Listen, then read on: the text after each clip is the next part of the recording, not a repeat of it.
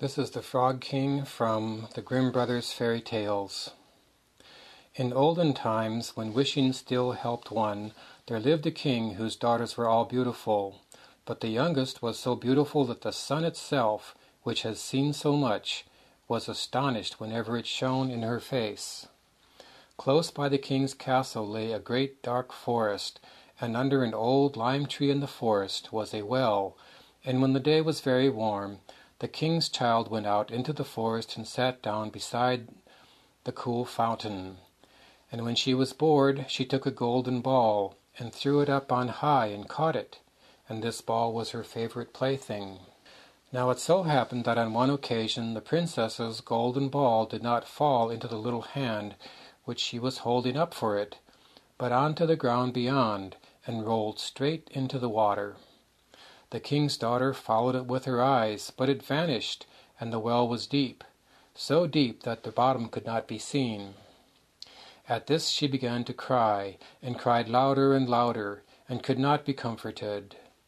And as she thus lamented, someone said to her, "What ails you, king's daughter? You weep so that even a stone would show pity." She looked round to the side from whence the voice came, and saw a frog stretching forth its big ugly head from the water. "Ah, old water splasher, is it you?" said she. "I am weeping over my golden ball which has fallen into the well." "Be quiet and do not weep," answered the frog. "I can help you, but what will you give me if I bring your plaything up again?" "Whatever you will have, dear frog," said she. "My clothes, my pearls and jewels, and even the golden crown which I am wearing." The frog answered, "I do not care for your clothes, your pearls and jewels, nor for your golden crown. But if you will love me and let me be your companion and playfellow, and sit by you at your little table, and eat off your little golden plate, and drink out of your little cup, and sleep in your little bed, if you will promise me this, I will go down below and bring up your golden ball again." "Oh, yes," said she, "I promise you all you wish, if you will but bring me back my ball again." But she thought, "How the silly frog does talk! All he does is sit in the water with the other frogs and croak. He can be no companion to any human being." But the frog, when he had received this promise, put his head into the water and sank down, and in a short while came up again with the ball in his mouth, and threw it on the grass. The king's daughter was delighted to see her pretty plaything once more, and picked it up and ran away with it. "Wait, wait," said the frog. "Take me with you. I can't run as you can." But what did it avail him to scream his croak croak after her as loudly as he could? She did not listen to it, but ran home and soon forgot the poor frog, who was forced to go back into his well again.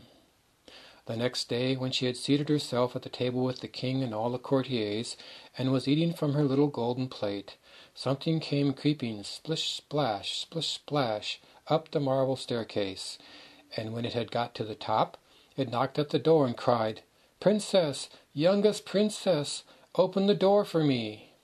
She ran to see who was outside, but when she opened the door, there sat the frog in front of it. Then she slammed the door to in great haste, sat down to dinner again, and was quite frightened. The king saw plainly that her heart was beating violently, and he said, "My child, what are you so afraid of? Is there perchance a giant outside who wants to carry you away?" "Ah, no," replied she, "it is no giant, but a disgusting frog." "What does the frog want with you?" "Ah, dear father, yesterday I was in the forest sitting by the well, playing, and my golden ball fell into the water. And because I cried so, the frog brought it out again for me. And because he so insisted, I promised him he should be my companion, but I never thought he would be able to come out of his water. And now he is outside there, and wants to come in to me." In the meantime, the frog knocked a second time, and cried, "Princess, youngest princess, open the door for me. Do you not know what you said to me yesterday by the cool waters of the well? Princess, young princess, open the door for me." Then said the king, "That which you have promised, you must perform. Go and let him in." She went and opened the door, and the frog hopped in and followed her step by step to her chair. There he sat and cried, "Lift me up beside you." She delayed, until at last the king commanded her to do it. Once the frog was on the chair, he wanted to be on the table, and when he was on the table he said, "Now push your little golden plate nearer to me, that we may eat together." She did this, but it was easy to see that she did not do it willingly. The frog enjoyed what he ate, but almost every mouthful she took choked her. At length he said, "I have eaten and am satisfied. Now I am tired. Carry me to your little room, and make your little silken bed ready, and we will both lie down and go to sleep." The king's daughter began to cry, for she was afraid of the cold frog, which she did not like to touch, and which was now to sleep in her pretty, clean little bed. But the king grew angry and said, "He who helped you when you were in trouble ought not afterward be despised by you." So she took hold of the frog with her 2 fingers, carried him upstairs, and put him in a corner. But when she was in bed, he crept up to her and said, "I am tired. I want to sleep as well as you. Lift me up, or I will tell your father." At this she was terribly angry, and took him up and threw him with all her might against the wall. "Now you will be quiet, odious frog," said she. But when he fell down, he was no frog, but a king's son with kind and beautiful eyes. He, by her father's will, was now her dear companion and husband. Then he told her how he had been bewitched by a wicked witch, and how no one could have delivered him from the well but herself, and that tomorrow they would go together into his kingdom. Then they went to sleep, and the next morning when the sun awoke them, a carriage came driving up with 8 white horses, which had white ostrich feathers on their heads, and were harnessed with golden chains, and behind stood the young king's servant, Faithful Henry. Faithful Henry had been so unhappy when his master was changed into a frog that he had caused 3 iron bands to be laid round his heart, lest it should burst with grief and sadness. The carriage was to conduct the young king into his kingdom. Faithful Henry helped them both in, and placed himself behind again, and was full of joy because of this deliverance.